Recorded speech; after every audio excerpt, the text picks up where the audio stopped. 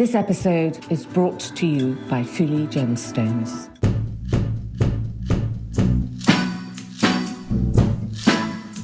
The most famous story about birds during the war in France, and many people know it, that when, Jean Toussaint put this very small little bird in a cage in the window of Cartier on the Rue de la Paix, that the Gestapo went in and questioned her. Some people believe that she was put in jail and then busted out by Coco Chanel, but Cartier tells me no, that's not the case. Welcome to If Jewels Could Talk. I'm Carol Woolton, the voice of jewellery, an author, broadcaster, and the woman who initiated the role of jewellery editor at magazines like Tatler and British Vogue. This is a podcast for everyone, for people who do like jewellery, for people who don't realise they like jewellery, and anyone intrigued by fascinating facts, new ideas, and forgotten histories. So please join me as I tell sparkly tales, meeting all sorts of people, delving into 4 centuries of jewellery culture, and investigate what's happening now.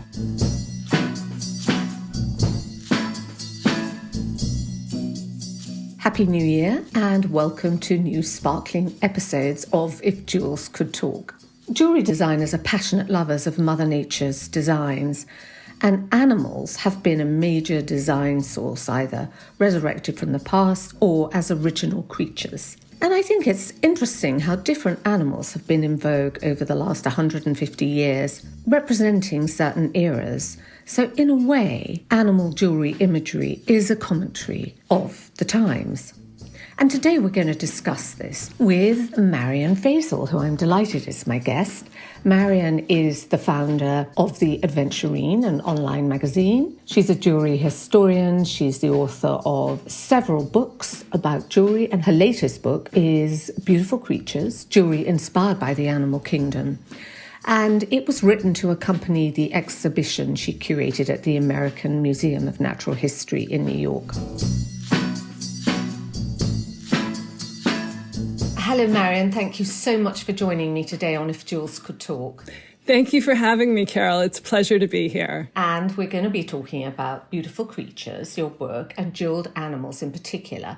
And I can see behind you, you've got some beautiful butterflies. I do. And ironically, I had those before, I wrote the book or even thought about animal jewelry too much. So it was definitely in my, psyche somewhere. So we know jewelry designers have always been passionate lovers of Mother Nature, and animals have been a sort of major design source, either resurrected from the past or as original creatures. We're going to talk about 150 years worth of animals, fish, birds, insects, fantasy creatures which have crawled and slithered across shoulders, around arms, necklaces and fingers. And I thought, actually, reading your book, how interesting it is that different animals have been in vogue at different times. And I thought in a way that they represented a sort of commentary of the times, because they were affected so much by outside influences such as cultural or aesthetic movements or different things happening in history. Did you find that as you were writing the book? It was actually a requirement in order to be in the book that I told somebody when I was giving them a tour of the exhibition, which was really the inspiration for the book. It was a companion piece to the exhibition I curated at the American Museum of Natural History, which was celebrating its 150th anniversary, which is why we have that number. But I said, nothing is here just because it's pretty. Everything had to link back to some sort of context, cultural reason to exist, or, the gems that came into vogue at the time, animals that were popular for various reasons. And I was thinking also as well that you start the book with butterflies, and that, in the 19th century, women really associated their femininity with the delicacy of a butterfly. And then Her Majesty the Queen addressed the COP26 with a magnificent brooch. And I thought it had a completely different meaning there. It was about climate change, about conservation. And it's interesting how the butterflies are the same, but they have a different meaning. Absolutely. And I loved seeing the Queen in the butterfly when she made those statements. That was just a thrill for me. But you're absolutely right. And the butterfly is the perfect example of that because it's one of the most ubiquitous creatures over the last 150 years, and the meaning does change. For example, in the late 19th century, your Princess Alexandra had a all-diamond butterfly, and I think that did relate to the passion for butterfly and insect collecting at that time. I don't think she was necessarily wearing it for a social reason. And hers was all diamond, which in some ways is counterintuitive to how we think of the butterfly as being so colorful. But of course, the all diamonds was reflecting the fact that the diamonds were coming from the Kimberley mine in South Africa. So all high jewelry was made with all diamonds. But in the 1960s, per se, I mean, there was a lot of butterflies, and they were really reflecting sort of the cultural shift, you know, the more casual clothing, jeans and macrame and colors, and the changes that were happening in society at the time, the youthquake. You know, so I think that, yes, we look at the butterfly as a figure of transformation and metamorphosis and freedom and liberation, and sometimes just a figure of beauty. You know, the butterfly for the 19th century crowd was very different. And I think, yes, when Queen Elizabeth was wearing it, I feel like she was just making a statement on the beauty of nature. I like to think she was. And I guess the wings, the four wings, are just the perfect place if you want to have a variety of gemstones. There is a lovely kind of canvas platform to set these stones. It really is. That's exactly the word I used. It's this wonderful canvas. And for me, to see the butterflies that were made over the last 150 years was interesting intellectually, because it's like the examples that I used, the designers kept that canvas with the four wings, the hind wings, you know, the body and the antenna. And then within that framework, things changed dramatically in terms of the designs that were used. We had the all diamonds in the late 19th century, colors that were used by Belperon in the 1930s, and then coming up closer to the present, Wallace Chan. I have an example of one of his jewels, and they're encased. He has actual butterfly wings encased in rock crystal and mother of pearl with kind of titanium on the edges. So it really shows you how technology and the gems evolve, but within the same canvas, which I found very interesting. Yeah, because also talking about how materials affect the design, I guess at the sort of late 19th century, there was the introduction of platinum, which changed how jewelry could be made and how large it could be made. Yes, absolutely. One of my absolute favorite pieces in the book and the exhibition was a dragonfly that was made by Julia Munson, who was in the Louis Comfort Tiffany studio. And the wings on the dragonfly were all platinum wire, and the wire was made to look like the veins in the wings of the dragonfly. But the body was mother of pearl with some demantoid garnets at the center, but there was no gems in the wings. They were simply showing off, you know, what they could do with platinum. And we never saw this again because it was simply so difficult. And that's the thing when you find jewels that are made at those turning points in technology. You know, jewelers will go the extra mile because they have an enthusiasm for the material. And that was certainly true with platinum. So they could make it very, very gossamer light and very gossamer thin. Yes. Because there was this new technology to melt platinum, which they hadn't been able to discover before. And of course, silver tarnished and gold was heavy. So I guess you got some much more gossamer-like butterflies. Exactly. It was completely gossamer-like. I was thinking also of the Edwardian butterflies, that they were then able to put the mechanism where they were en tremblant, so they would move. Yes, the en tremblant mechanism really was on all the butterflies that I had, from the Edwardian period all the way through to today. I think it's just something that putting that spring on the back so that they move is really just a wonderful quality. And a slightly funny story for the exhibition. You know how in most museums, when you walk up to a piece, an en tremblant piece that's displayed on the wall, and it will kind of move a little bit with the vibrations of your feet on the ground to the case? Have you ever experienced that? Yes. So I imagined I had this entire wall of butterflies and dragonflies and birds. And I imagined when people walked up, the entire wall would kind of have this vibration.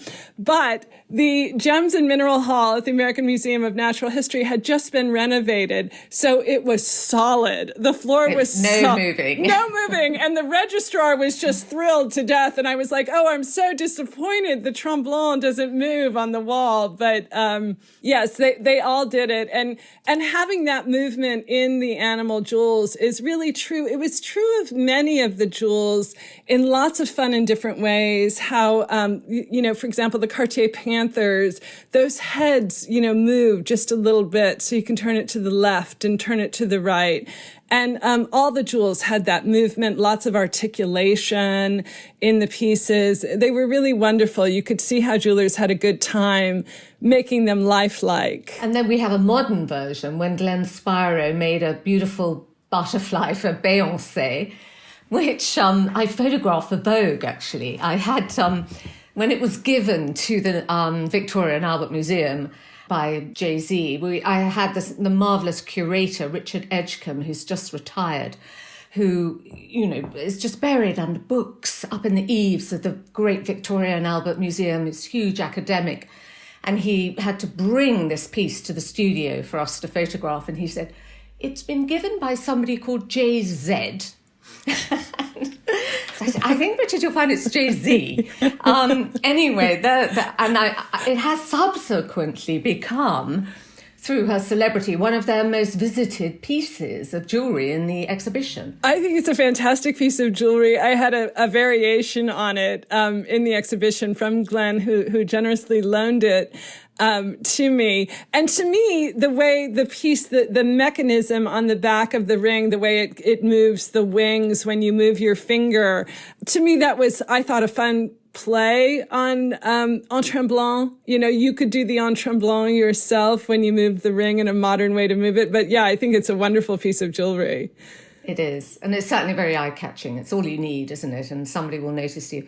But I think before we move on to other animals, we have to reference the Joel Rosenthal butterflies, because when he had his retrospective at the Met, how many years ago was that? About 10 years ago? Yeah. And he had a whole wall of red with all these butterflies alighting on it like they were about to take off in flight. They're magnificent, aren't they? Yes. With the silver and gold, it was almost going back to the late 19th century style when he did the silver top gold and kind of made it, the nebby pavé with various sizes of stones. And then apart from sort of aesthetic and artistic movements that have affected the different animals that people have worn, you document how even politics can affect animal designs. And you talk about when dragonflies became popular. Yes, dragonflies are certainly an example of that. When, trade opened up with the West and with Japan. And the Japanese started bringing in their arts and crafts, really, their wares into Europe in the international exhibitions. And we know for a fact that Louis Comfort Tiffany attended these, and certainly other artists. And the dragonfly had so much meaning to the Japanese as a symbol of spring and cunning and, movement. And it moved into jewelry, as well as we think of the Louis Comfort Tiffany lamps. And his most popular lamp was with a dragonfly design on the shade. So it did move into jewelry. And I feel like it's just one of those insects that has become, almost like hearts to jewelry. There's certain things that we just do again and again. It's in the jewelry vernacular. And dragonflies began as, as you say, kind of a political opening up and and change in the world, and then they've just ended up being a beloved creature. What is it about insects? We do seem to be obsessed by insects. I mean, is it because we see them crawling up our clothes, or you think creepy crawly creatures people wouldn't really be attracted so much to them, but it seems each generation find their own insect. Well, I think that's true. And in the beginning, one of the pieces that I had was a large stag beetle, about 1.5 inches, maybe 2 inches, very realistic looking, that I found at Boucheron in Paris. It's part of their archives. And they showed it to me, and I said, I love it. It's beautiful. The quality of the emeralds on it rubies on it are stunning, and the gold and the diamonds and the parts of the mandibles. And it's very realistic. And I kind of had a joke with myself, like, could you imagine in 1893, your husband taking you into the Place Vendôme and saying, oh, honey, you must have this stag beetle? And, as much as I love the design, I really couldn't understand it. But then the deeper I got into the research, I realized when I came across, I have a very realistic leaf weevil from Tiffany, also from the same period, 1893, with emeralds. I realized that people actually loved these insects. They didn't think of them as creepy crawlers. They looked at them for their jewel-like qualities, and they collected insects, as you say. So they were really looking at them as objects of beauty, and that you can tell by the quality level that jewelers interpreted them in, the quality of the gems, the meticulous recreation of the insect into jewelry. And then another piece that follows that line of thinking is a wasp, which was part of a series made by Van Cleef and Arpels in 1927. And it has table cut diamonds in the wings that are cut to look like, the veins in the wings. So they're in various shapes. They're kind of pieced together like a puzzle. And just to think of how difficult that was to do in terms of technologically cutting the stones and finding the table cut diamonds and then making it a wasp, something no one wants to see alive in their home. That's when it began to, dawn on me that people actually loved these insects as objects of beauty. And do you think it was just that they were studying? There was a great movement to study insects. There was this thing of artist explorers going out finding different exotic creatures and bringing them back and bringing them to museums that generated that? Exactly right. That's what it was. They weren't like us on the internet wasting away their days. They were actually studying, entomology, butterflies, and, we think of birds of paradise, and people were fascinated by nature as the world became more technological, the Industrial Revolution. Yes, I guess so. And sort of going back to the purity of nature. Yes. And you talked about diamonds, and then there's another creature that, again, I haven't been able to come to grips with in my jewellery box, lizards and salamanders.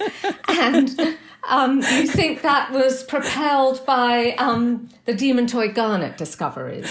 Well, the demontoid garnet discovery, I only had lizards, but of course there are many little scatter pins and all kinds of creatures you can find with the demontoid garnets. They had butterflies and turtles, and people would wear them scattered all over their jackets.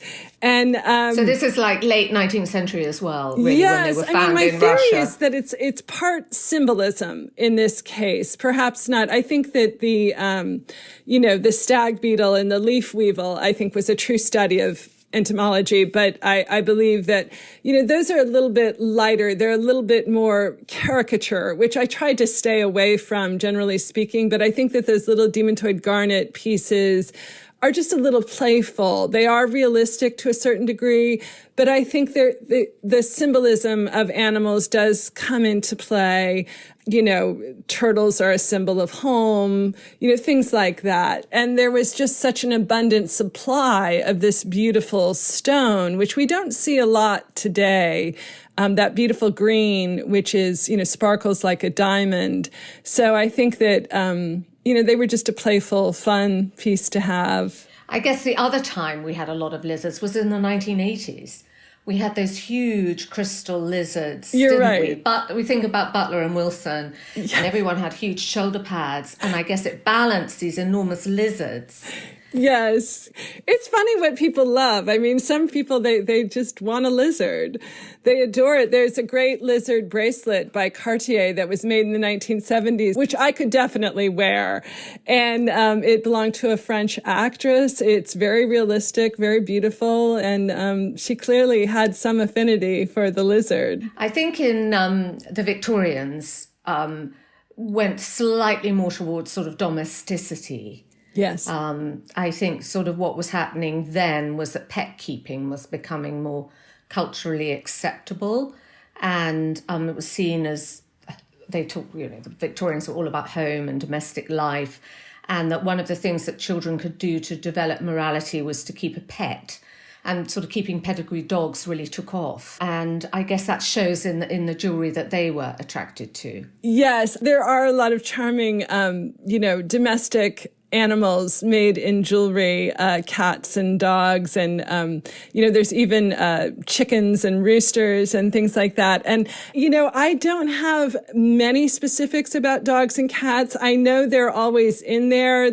I could have done an exhibition of dogs and cats because they certainly have been made throughout time. And I think that's what it is. It's just a reflection of people enjoying their dogs or cats in jewelry. In America, we had a jeweler named William Rooser during the 1950s, and he was based in Los Angeles. So many actresses, like Joan Crawford, had poodle brooches and things of that nature. Well, especially over here, the British love their dogs and their horses. So there were certainly lots. And in fact, I found this quote in Vogue in 1929, February 1929, and they wrote, "The lightness and solidity of the mountings permit an infinite variety of invention.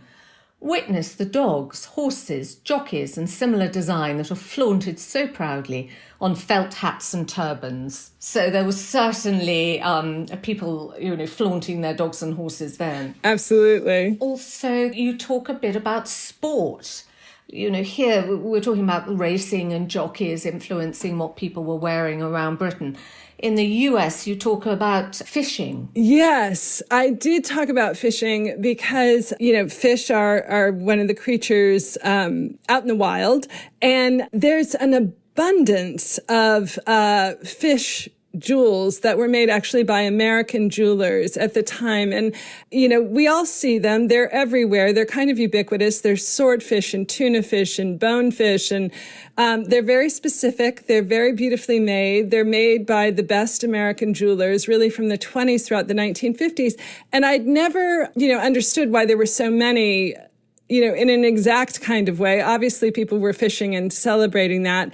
And I did do a little background on it. And it was just, women, there were women angler clubs and men and all the American presidents and, American actresses would be Ava Gardner, Betty Davis. They were doing publicity stills of themselves fishing.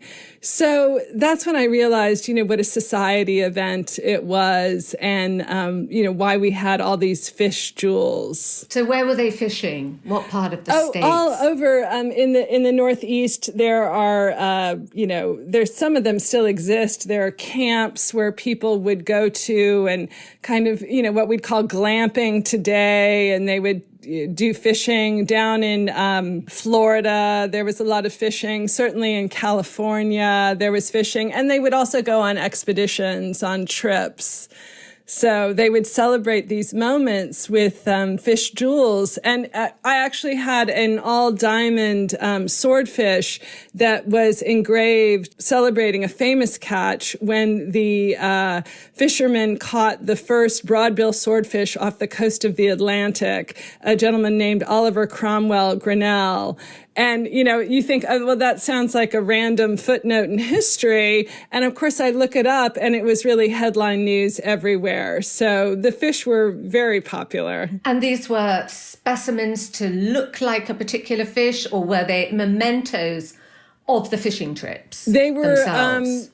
I believe they were a little bit of both. I mean, they were very specifically made. They were very beautifully manufactured. For example, I had a tarpon fish, which had cushion-shaped sapphires in, a kind of dégradé going over the top. So it looked like the depth of the water on the back of the fish. And it would have black enamel fins and an emerald cabochon eye. And these jewels are not big. Again, they're about 1.5 inches. But they were just magnificently done, which I always think is a reflection of their importance. So, yes, they're really beautiful jewels. And you said that the socialite Bunny Mellon had a particular incident which led to an unusual fish jewel being created. What was that? Yes, Bunny Mellon was, of course, great friends with Jean Schlumberger. I mean, they were best friends. They spoke on the phone all the time. She called him Johnny. And Jean Schlumberger, for anyone listening who doesn't know, was this great French designer who started off creating for Schiaparelli. He started creating costume buttons and pieces, and was really the first named designer subsequently for Tiffany. Yes, he was. Magnificent designer, which they're really reviving today with the new French ownership. So we're going to see a lot more Jean Schlumberger.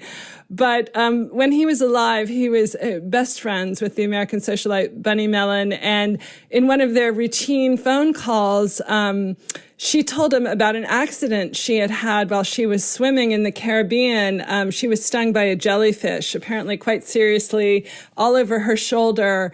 And so he had the idea, he did not tell her, he had the idea to make a jellyfish jewel. And it's really a masterpiece. The bell of the jellyfish is with moonstones, and, the tentacles are gold. They're on springs so that they move when you wear them, and there's sapphire curling tentacles. It's really one of his great, great masterpieces. And he showed it to her, and she loved it. So they clearly understood each other, So then she had to buy it? He was kind of sure she'd buy it. He did not give it to her. She bought it. But as I say, I mean, he understood her taste and sensibility, obviously. And he came along just at the time, really, emerging out of the bleakness of the Depression, when, the period really demanded a bit of fantasy. And he created this sort of idiosyncratic, exotic creatures that a lot of them were fantastical, weren't they? They weren't necessarily realistic. Yes, that's true. With Schlumberger, I did find his, Night of the Iguana brooch that was originally designed for Elizabeth Taylor, absolutely irresistible. And when he designed the piece in the early 1960s, he called it a dolphin. And what he was referencing, of course, was Renaissance art, which was a great source of inspiration for him. So it looks like one of the fantasy fish that you would see on a dolphin in, the fountains of Rome. And that was because Richard Burton was filming? Yes, Richard Burton bought one of the original designs in 1963. That's why it's called The Night of the Iguana, because he bought it for her after Elizabeth Taylor, after they were done with the filming of the movie. It doesn't look like an iguana, really, but that's what we've always called it. And actually, again, I found a great quote in Vogue, because Vogue used to love to gossip at that time about who owned what in those days when people wanted to sort of flaunt their jewels. And they said in 1937, the Duchess of Kent has bought from that new designer in Paris, Jean Schlumberger, a beautiful gold flying fish pair of earrings with diamond fins so large they cover half her ear. I've actually come across that quote before. Yes, that was divine. I think he was still with Schiaparelli at that moment. Yes, he must have been, mustn't he? So, and then we talk about fish now, and you talk a lot about Stephen Webster, who used titanium to make them very light. Yes.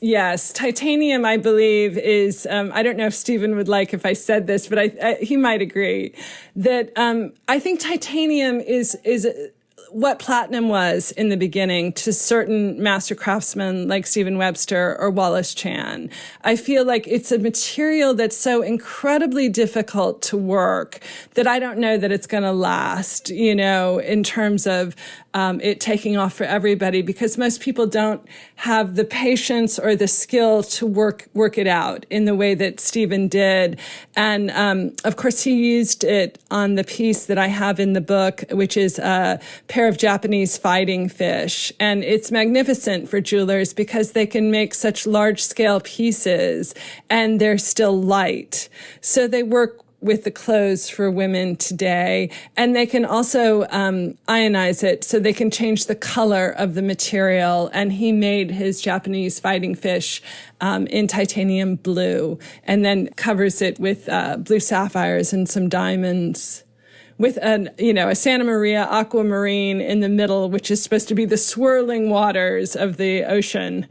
It's really wonderful. Yes, it is wonderful. And I guess the other focus in jewelry is birds. Mm-hmm. There's so many birds, aren't there? And again, those seem to change over time. Totally. In the same way you were mentioning that, the meaning of butterflies changes for different generations. That's certainly true of the birds. And, of course, birds are made by many different jewelers from different places around the world, but all the birds that I had were French. And I think that it really is, again, reflective of the nation, because you think of birds as they're peacocks, really. They're showing off, the different species of the birds, and the French have done them particularly well. So, they've made their aigrettes at the turn of the century, worn in the hair. And then, of course, during World War II, many French jewelers made birds that were symbols of freedom and liberation during the occupation. Cartier famously made their golden cage, didn't they, with the bird in the golden cage, and after liberation it was created with the open door. Exactly. Yes, that is the most famous story about birds and during the war in France. And many people know it, that when, Jean Toussaint put this very small little bird in a cage in the window of Cartier on the Rue de la Paix, that the Gestapo went in and questioned her. And, some people believe that she was put in jail and then busted out by Coco Chanel. But Cartier tells me, no, that's not the case. They say that she was questioned and she told the Gestapo that it was an old design. And apparently they believed her and she was not put in jail. But many jewelers also made birds at the time, to kind of telegraph to the French public, sort of, we'll be okay. Cartier made a kingfisher, which is in the book, with beautiful carved emerald set in the wings. And, again, a symbol of prosperity, freedom, we'll make it through. So it was very important to the French. And then after the war ended, almost immediately, similar to, fashion with Dior and the new look, suddenly, the French were peacocks again. And I had an 8.5-inch tall, sort of fantasy peacock that was made by Cartier as a special commission.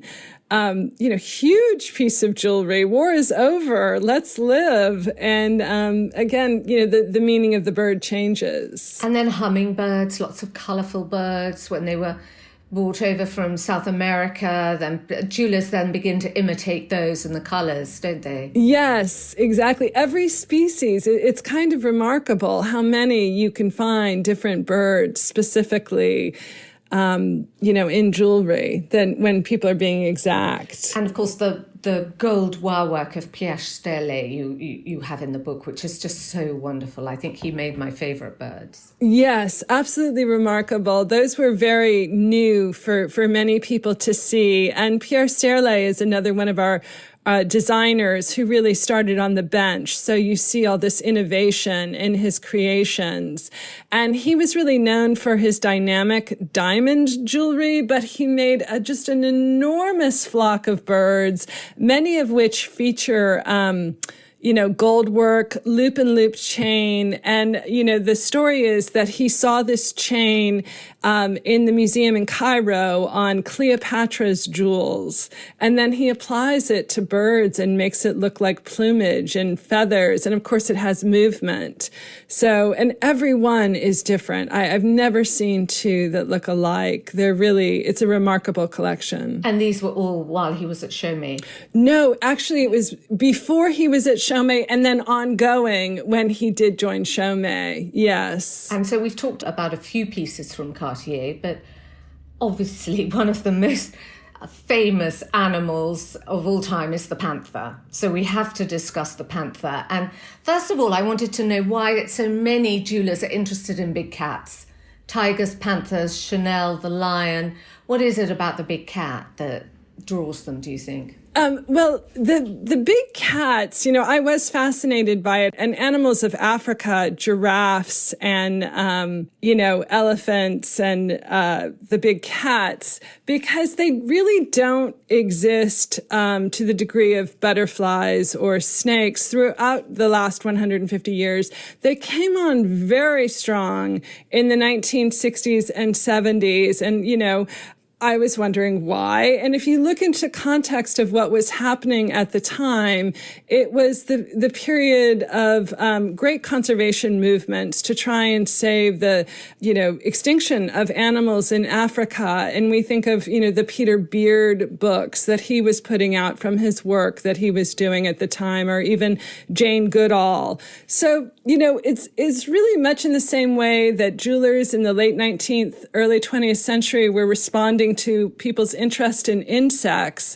They were responding to what they were seeing in the news. And I think that you see this kind of reaction from jewelry designers manifested more clearly in animals than any other thing, like a necklace or a bracelet. So the Cartier cats stand alone because they're really an icon of the house. But lions, cats, tigers, all of that in general really came in the 1960s.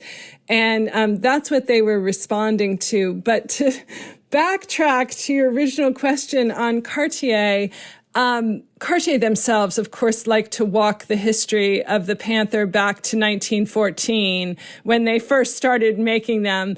But I step aside from them, and it's really, to me, the history began in 1949, I believe it was, when the Duchess of Windsor's panther was made, because that's the way we think of the panther today. This large, incredibly powerful looking cat sitting on top of an enormous cabochon sapphire, kind of growling to the skies on top of the world. Again, it's kind of a post-war, we're back, motif of strength. And really, it's Jean Toussaint at Cartier who was running the show at that point. The Cartier brothers, Louis Cartier, was dead by that time. And she was working directly with Peter Lemarchand, the designer, who was studying cats at the Paris Zoo. But Francesca Cartier, in her book about the Cartier brothers, tells the story of Jacques Cartier reading The Jungle Book by Rudyard Kipling to his son, and circled an image of a panther chasing a bear and said, without the bear.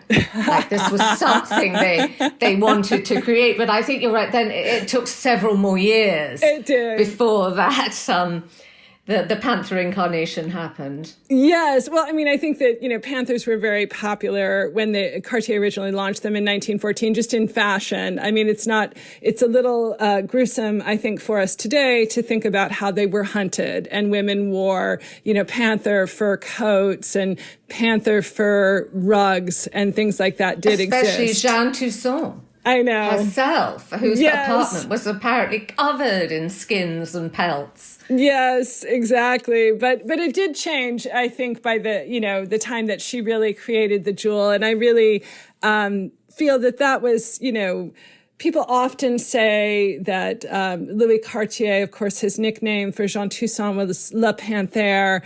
But I really feel like by the time she got to the 1940s and made what we think of as the Cartier Panther today, was really her creative genius.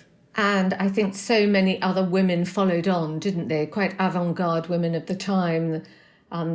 Daisy Fellows, Barbara Hutton, they all wore panthers, didn't they? Panthers or tigers from Cartier. And I think, was that to express that they were unusual, avant-garde, free spirits? Because it almost seems to me that you have that sort of almost emblem of freedom. So you've got the nature of the woman, but then it's combined with the attitude of the animal. Yeah, I think so. I don't think there's any doubt about it. They were empowered women, who knew they had an absolute sense of style, that, empowered in their sense of style is what I should say. They wanted these, literally fierce creatures. And I tried on, I don't know if you did at the time, Marion, when in 2012, one of the Duchess of Windsor's panther bracelets was being sold at auction. And I tried it on, and it was the most articulate, perfectly created piece, that this panther literally slid across your wrist with its paws flopping over to one side. Incredible piece of craftsmanship. It is. Really, that's true of all of them. I mean, that's what it's unfortunate, in a book where you can't see it necessarily, or in an exhibition where you can't touch it, as you had the opportunity to do with her bracelet. The articulation on all these pieces is extraordinary. And it's just a sign of the high jewelry, the fine craftsmanship. And as I was saying, the head moves on most of them, just a little to the left and the right. It makes it a little bit toy-like. And obviously that's not something that even someone can see when you're wearing the jewel. That's kind of something for the person wearing the jewel.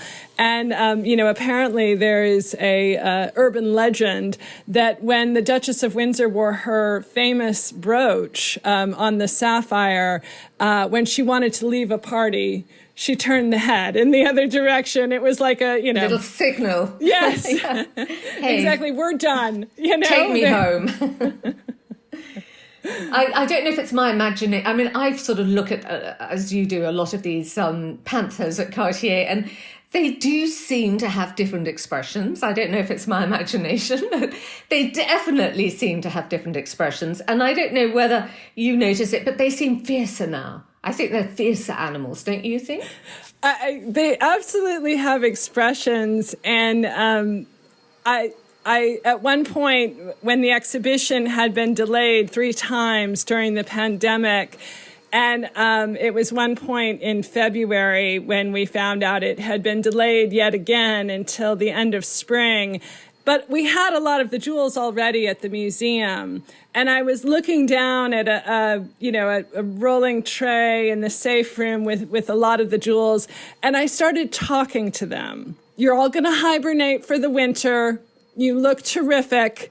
And, the registrar was with me and she said, "Excuse me, what are you saying? What? And I said, "I'm just talking to the jewels." And I realized I've never talked to jewelry before, but they all have these expressions and faces, and they look right back at you. There's a real warmth with the animals that have the faces. Unless they're kind of being fierce, but you also want to talk to them too. I also think there's a change of the panther along with women in society, because I think the original panthers, they were kind of like domesticated. They had little diamond collars on. They might be on leashes.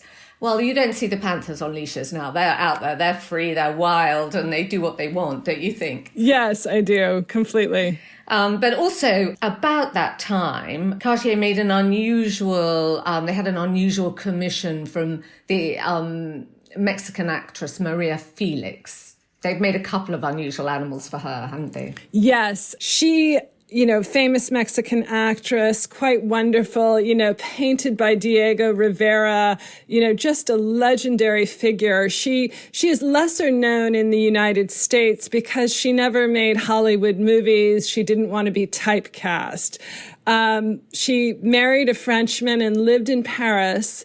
during the 70s. And she apparently, the rumor is, and this is the answer I get from Cartier, we cannot confirm nor deny, but she apparently, the story is, walked into Cartier in Paris one day with a live baby crocodile and said, make me a necklace with 2 crocodiles, or a crocodile necklace, we don't know. And they certainly did. I mean, it's the most magnificent piece of jewelry, fully articulated in the way that you were describing the panther. It moves completely, even though it's quite large.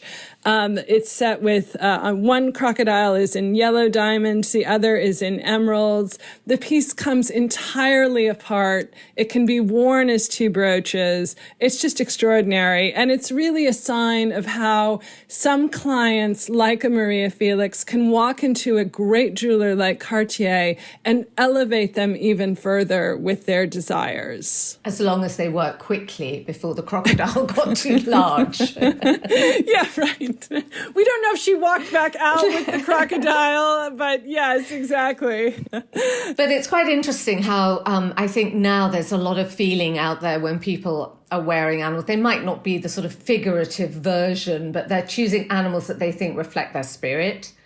And I think in a similar way, most of the big jewelry houses choose an animal that they kind of own and that reflects their spirit as well. Don't you think that? That's really true. Yeah, it is true. We have Cartier and the panther and that kind of fierceness. You know, they always imagine themselves as very edgy and cool, and they are. And David Webb, the American jeweler, they have the zebra. I mean, that's an imaginative with, I guess, a dose of whimsy. Of course, Bulgari has really taken over the snake. Van Cleef and Arpels, the butterfly. Yes, they do. They really do have the butterfly. And they're such a poetic, whimsy brand that, I mean, that suits them, doesn't it? It does suit them to a T. Very romantic, always, you know, flowers and butterflies. And Boucheron have chameleon. The cat? The cat and chameleon. What do you think they have as their main one? I know they have, I don't know. I don't get as much Boucheron contemporary in the United States as you do over there. They're not, they haven't really planted the flag again over here. But they do have that house cat, the black cat. Valdemir. They have a house cat, Valdemir, who lived in the Place Vendôme. And Valdemir comes out in different incarnations, I think, during Couture Week. Yes. But then I thought actually Chopard, quite a few years ago, Caroline Scheffler, the co-president, created 150 different animals. And she said very much, I want to really glorify ugly animals. Yes. She said even the little centipedes or little things that people wouldn't want to wear, I want to make into beautiful jewels. But she did them all as one-offs, didn't they? And yes. I think most of them got sold. And but I just love that fact that the ignored, the unloved, all those animals paraded through Chopard like a little arc, the Chopard arc of animals. It's true. Many designers over the years have embraced animals, as we've said, that we might think of as creepy crawlers. You know, Hammerley had a gigantic tarantula that was made magnificently by Hammerley in the 1990s. And, a very scary thing, but they made it. I think, yes, over the years doing shoots for Vogue, I've done them in sort of like carnival moods. I've done, every so often you just feel there's a complete mood for figurative animals. And, yes.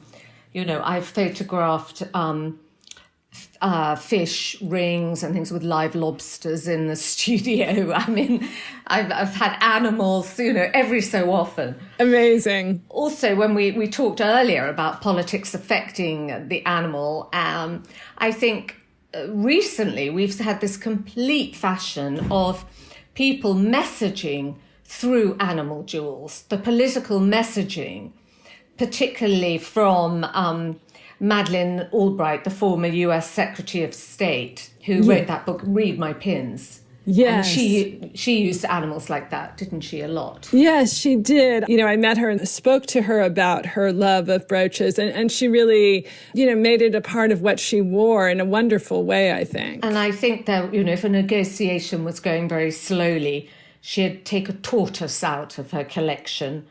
If there was a contentious encounter and she needed to do a little stinging to deliver a tough message, she had a wasp, like you were describing. And after the Russians were caught tapping the State Department, she wore a giant bug brooch. Yeah. So she certainly, got her message across about what was happening and what she might not be happy about. There was that judge, the English judge, who at some point with Brexit, I don't remember the exact story. It was Lady Hale, and she had to give the Supreme Court's verdict against the government, against Boris Johnson, and she chose to make it wearing this enormous spider. So, of course, there was a rash of theories about what the symbolism of that spider meant. And actually, it's made everybody look at the brooches and the jewellery and the significance of an animal that people are wearing ever since. Oh, it's so true. I mean, I think that we live in such a visual world now that everybody is, making theories on what people are wearing, why, and when. I certainly feel that's true of the Queen. Every single thing that she does, if there's some politician she's meeting with and wearing something, that people will read into every detail of it. We've got a lot of people are wearing bees because I think, as you talked about the conservation in the kind of 60s and 70s, people becoming aware of wildlife and poaching and trafficking of animals. Now it's all about losing their wild spaces and habitats and endangered species. And you covered some of that in your book, didn't you, with marine life? Yes, I think that that's true. I mean, people are certainly tuned into one designer that I did cover in the book, Paula Crevichet. She only makes animals and uses a lot of beautiful gemstones, American designer. And she gives a portion of her proceeds to various charities where they are helping, the animals survive or not become extinct. And certainly Tiffany has done the same with their Save the Wild collection, which ends the book, actually. And they've raised millions of dollars by selling this collection, and 100% of the proceeds go to save elephants and other animals in Africa, which are once again, facing extinction, which is hard to believe, but true. So giving back to the animals who have given so richly to the jewelry design sphere. So by wearing a bee or a particular animal, you are showing the conviction that you are wanting to save that animal. So again, we've come round to a kind of modern interpretation of the figurative animal in jewellery. Yes. You talk about, you said that seahorses is one thing that's quite rare. Who created a seahorse? I have a seahorse from Marina B in the collection, and a beautiful Tiffany seahorse in the collection. And then I do have a picture of Princess Anne wearing her seahorse in the 1970s in the book. And I don't know, honestly, why they're rare, because they're so charming, really magical creatures to think about, floating along in the water, and just their whole body shape, I would think would be such a, area of creativity for jewelry designers. And I just simply didn't come across that many. They were, kind of a few random examples that I found irresistible. So in they went. And is there anything that you found absolutely not represented that you thought, gosh, why hasn't nobody made that? I didn't at the time.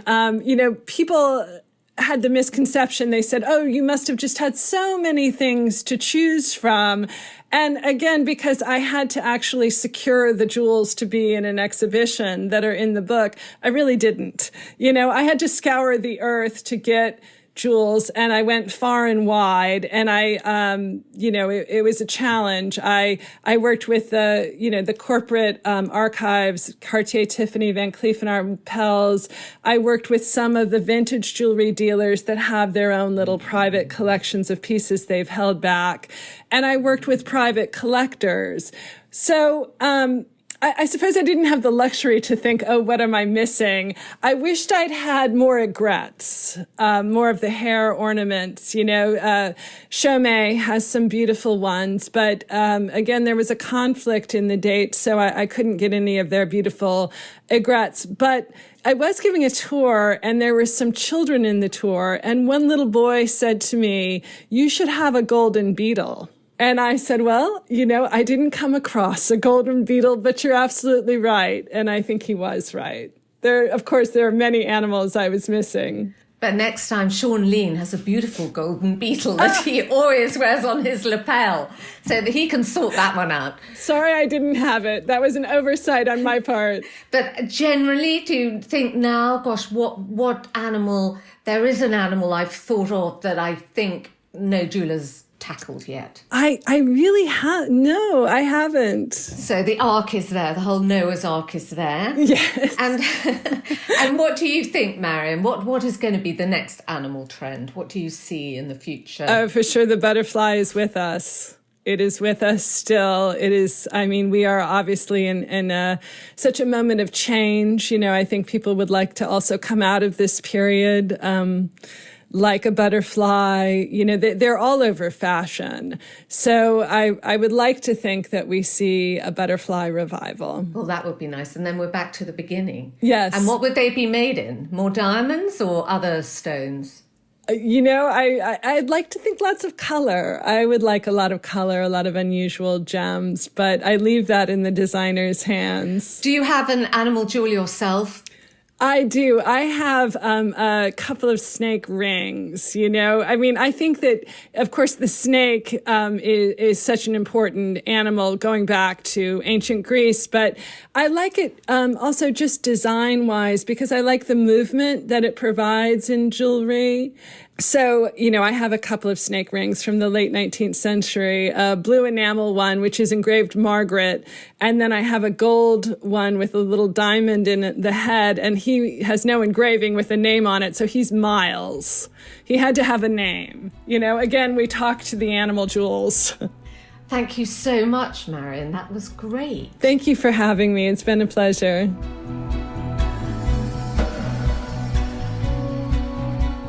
Thank you for listening. For more information about this and other episodes of If Jewels Could Talk, please go to our website, carolwoolton.com/podcasts.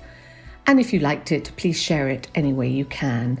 And please subscribe to the podcast feed on any of the usual platforms where you find your podcasts, where we'd love a rating and a comment. And we'll be here again in 2 weeks for the next Jeweled Nugget, where we'll be talking about the breath of the white dragon. Every civilization extending back to the earliest humans have been drawn to rock crystal for its beauty and vitality. And we're going to discuss its associated meanings, symbolism, magical qualities with the author, social historian, and star of BBC's Antiques Roadshow, Geoffrey Munn. Please join us then. Goodbye. If Jewels Could Talk with Carol Woolton is produced by Natasha Cowan, music and editing by Tim Thornton, graphics by Scott Bentley, illustration by Jordi Labanda, and you can find me on Instagram @Carol Woolton.